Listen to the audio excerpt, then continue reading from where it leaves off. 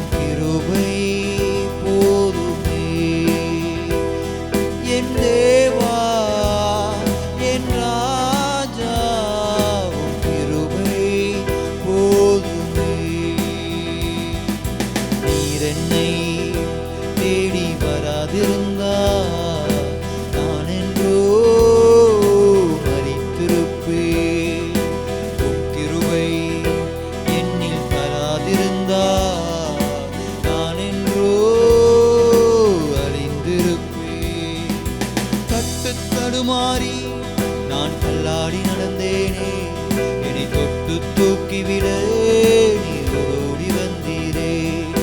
தட்டு தடுமாறி நான் தள்ளாடி நடந்தேனே, தொட்டு தூக்கிவிட நீர் ஓடி வந்தீரே.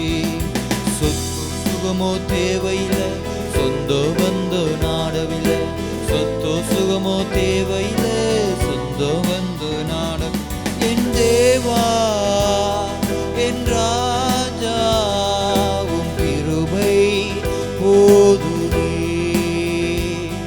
என் தேவா, என் ராஜா, உம் கிருபை போதுமே. நீர் என்னை தேடி வராதிருந்தார் நான் என்றோ கிருபை என்னில் வராதிருந்தார் நான் என்றோ அறிந்திருப்பேன். உளையான சேற்றினிலே நான் உழன்று கிடந்தேனே, உன்னதத்தின் தேவா என்னை உயர்த்தி வைத்தீரே. பாடுவோம். உளையான சேற்றினிலே நான் உழன்று கிடந்தேனே, உன்னதத்தின் தேவா என்னை உயர்த்தி வைத்தீரே.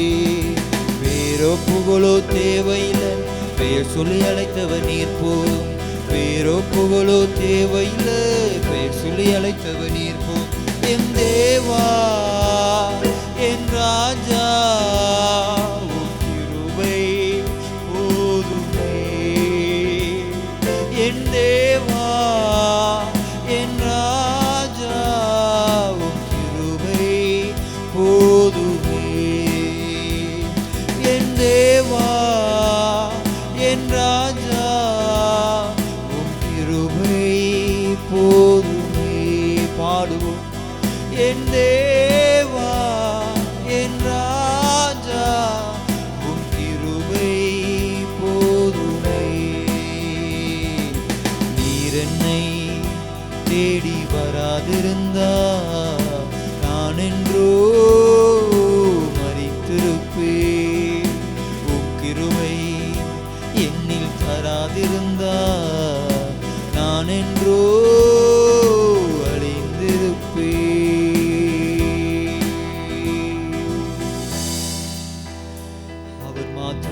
தேடி வரால் அவர் மாத்திரம் நம்மை கைப்பிடித்து தூக்கலனா நாம் என்றோ அழிந்திருப்போம். நாம் என்றோ இருக்கிற இடம் இல்லாமல் போயிருப்போம். நாம் அவர் கையோடு தூக்கி எடுத்திருக்கிறார். இஸ்ரவேலே பயப்படாதே, நான் உனக்கு துணை நிற்கிறேன் என்று சொன்ன தேவன், என் கரத்தின் நிழலினால் உன்னை மறைப்பேன் என்று சொல்லியிருக்கிறவர் உங்களை எப்படிங்க கைவிடுவார்? உங்களை எப்படிங்க அவர் விட்டு விலகுவார்? உங்களை ஒருபோதும் அவர் கைவிடாதவராய் இருக்கிறார். ஓ, அவரோடு நாம் இருக்கும் பொழுது, அவரோடு நாம் நடக்கும் பொழுது அவர் நம்மை ஒருபோதும் விட்டு விலகாதவராய் இருக்கிறார். கடைசியா என்னுடன் சேர்ந்து இந்த பாடலை பாடி தேவநாம பிரசன்னத்தை நாம் உணருவோம்.